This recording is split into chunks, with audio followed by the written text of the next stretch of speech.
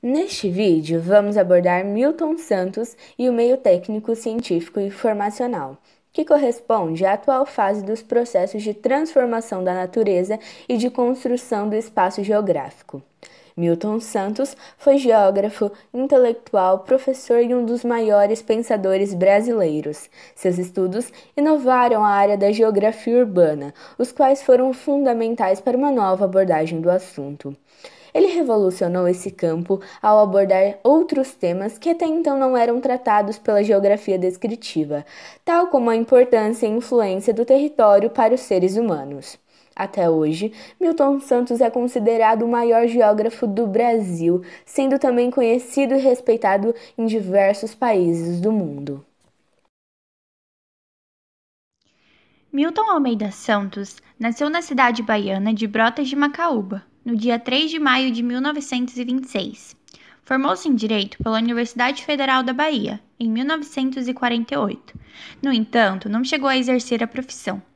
Na França, fez doutorado em Geografia na Universidade de Estamburgo e, no final dos anos 50, retornou ao Brasil, momento que criou o Laboratório de Estudos Regionais. Foi jornalista e redator do jornal A Tarde, de 1954 a 1964. Com o golpe militar de 64, Milton foi morar na França, época em que exerceu a profissão de professor ali e em outros lugares, como Peru, Venezuela, Estados Unidos, Canadá, Inglaterra, França e Tanzânia. Em 1977, Milton retorna ao Brasil e continua ministrando as aulas nas universidades. Foi professor de Geografia Humana na Universidade Federal do Rio de Janeiro, entre os anos 1979 e 1983. Posteriormente, passou no concurso para professor na Universidade de São Paulo, onde permaneceu até se aposentar. Depois de aposentado, ainda continuou escrevendo e pesquisando.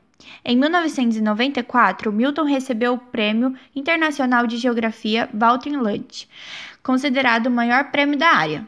Em 1997, ele recebeu o título de professor emérito das Universidades de São Paulo. Além disso, foi agraciado com o título Doutor Honoris Causa em 12 universidades brasileiras e 7 universidades estrangeiras. Milton Santos faleceu em 24 de junho de 2001, vítima de complicações proporcionadas por um câncer, aos 75 anos. Deixou uma vasta obra com dezenas de livros e uma infinidade de textos, artigos e capítulos. Seu pensamento ainda é considerado atual e muitas das críticas dos movimentos anti-globalização fundamentam-se em suas ideias. Natural.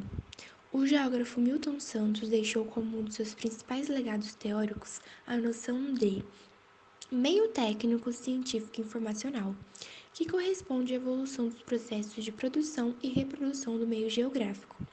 Para compreender o seu conceito, é necessário entender a evolução das transformações do espaço, que vão desde o meio natural, passando pelo meio técnico, até chegar ao período atual, em que há uma maior inserção das ciências e do meio informacional sobre as formas com que as produções espaciais ocorrem. O meio natural seria o estágio inicial do processo de produção das atividades humanas. Nesse longo período que marcou o início e a formação das primeiras civilizações, o emprego das técnicas esteve diretamente vinculado à dependência sobre a natureza, da qual o homem fazia uso sem propiciar grandiosas transformações. Assim, as ações de interferência sobre o meio eram, sobretudo, locais e limitadas pela harmonização e preservação da própria natureza. Assim como exemplo, podemos falar sobre as diversas técnicas agrícolas e também pecuárias que foram elaboradas durante esse período. Muitas delas ainda vistas como formas de preservar os solos, tais como o terraceamento. Essa técnica era feita por animais com o auxílio e supervisão dos seres humanos. Meio técnico. O meio técnico representa a emergência do espaço mecanizado, com a introdução de objetos e sistemas que provocaram a inserção das tecnologias no meio produtivo. O principal marco da passagem do meio natural para o meio técnico foram as duas primeiras revoluções industriais. Com isso, o espaço transformou-se em um espaço mecanizado, dotado de uma gama cada vez mais ampla de bens artificiais e mecanizados. Sendo assim, nesse período ocorreu uma crescente forma de substituição ou de sobreposição dos objetos técnicos sobre os objetos culturais naturais, Nesse momento, a divisão internacional do trabalho intensificou-se, bem como a dependência das atividades humanas sobre o uso de maquinários e instrumentos. Atualmente, podemos dizer que estamos vivenciando não mais um meio puramente mecanizado ou tecnicista, mas um meio também marcado pela maior presença das descobertas científicas e das tecnologias da informação. O meio técnico científico informacional se manifestou de maneira mais acabada a partir dos anos de 1970, como consequência da terceira Revolução Industrial, também conhecida como Revolução Técnica Científica e Informacional. O principal marco desse momento é a união entre a ciência e a técnica, pautada sobre os auspícios do mercado. Nesse ínterim, todo objeto é técnico e informacional ao mesmo tempo, pois carrega em si uma ampla estrutura de informações. Um exemplo de como as técnicas e as ciências estão constantemente interagindo e propiciando a expansão do capital pode ser visto na recente ação promovida pelo Facebook, Twitter e Instagram, levando o acesso à internet a comunidades afastadas por meio do uso de drones, veículos aéreos não tripulados. Assim como exemplo, é importante falar dos meios de comunicação, que no meio natural a comunicação era feita através de cartas. No meio técnico passaram a ser telefones, e no meio técnico científico e informacional passaram a ser através dos celulares e da internet. Tal avanço permitiu a consolidação do processo de globalização, mais bem compreendido como a mundialização da difusão de técnicas e objetos, parâmetro que possui informação como a principal energia motora de seu funcionamento.